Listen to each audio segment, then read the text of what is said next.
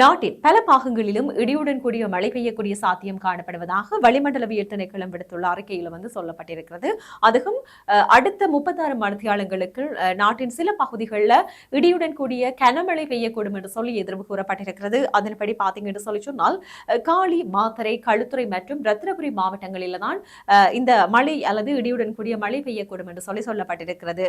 அதைவிட கூடுதலாக களுத்துறை தொடக்கம் கொழும்பு, புத்தளம் ஊடாக மன்னார் வரையான கடல் பிராந்தியங்களையும், அதைவிட இந்த மாத்தறை தொடக்கம் ஹம்பாந்தோட்டை ஊடாக பொத்துவில் வரையான கடற்பிராந்தியங்களிலும் காற்றின் வேகம் சற்று அதிகரித்து வளமைக்கு மாறா அதிகரித்து வீசக்கூடும் என்று சொல்லப்பட்டிருக்கிறது.